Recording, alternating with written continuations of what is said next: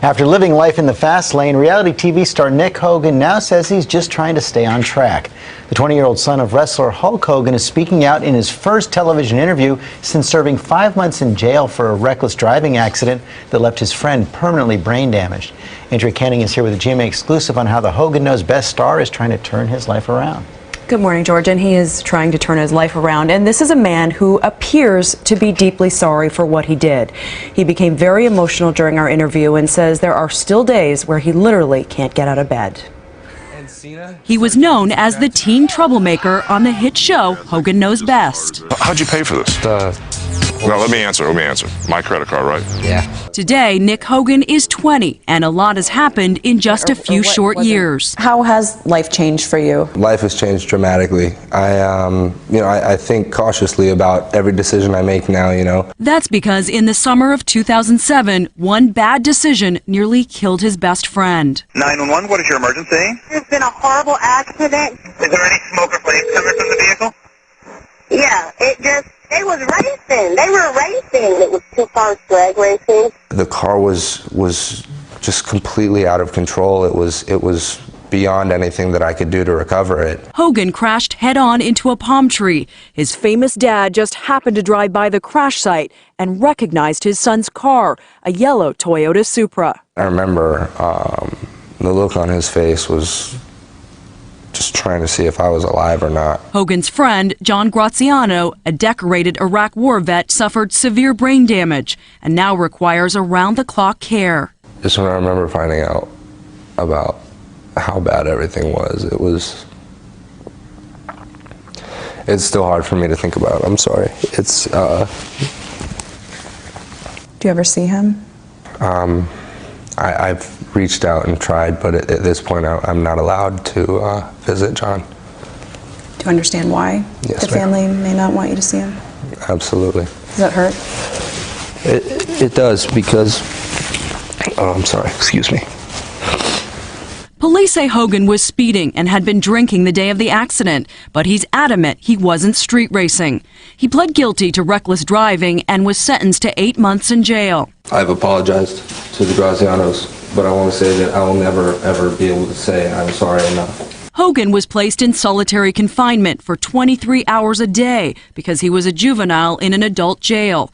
Last year, his mother Linda spoke to me about the heartbreak.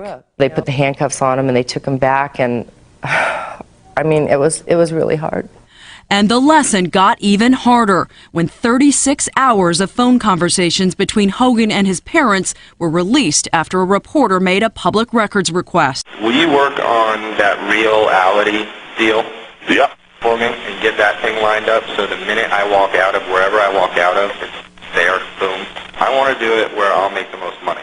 Those words would become one of the biggest regrets of his life. I was in the middle of really going to the deepest depths of mental insanity, being in solitary confinement. There were times in there where you get so desperate and you're just, so just out of it. But Graziano's father wasn't buying it. In the courtroom, he lashed out against Nick Hogan, whose birth name is Nick Balea. What Al-Qaeda could not do to my son, Nick Balea did in a matter of minutes. And in a just-released statement to GMA, the Graziano family's attorney says Nick has done nothing to show his remorse. We haven't heard a word from him.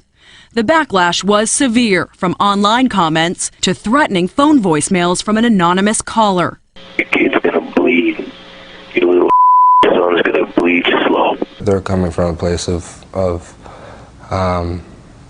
anger, and I understand why people would be angry with me. The happy days of Hogan Knows Best are over. Hulk is now engaged, and Linda is living with her son's former high school classmate, 21-year-old Charlie Hill, a man 30 years her junior. It's got to be a little weird. To hear his name, like Charlie Hill, I was so used to hearing it around my school that when I heard it associated with my mom dating, it was just like, God, it just sounds weird, but it's fine because Charlie is an excellent guy. For now, he's given up on his lifelong dream of becoming a race car driver and is focused on making music. But Hogan says despite all the dysfunction, they are still a family. Above everything, my family is there for me, and I will always be there for my family to return the favor.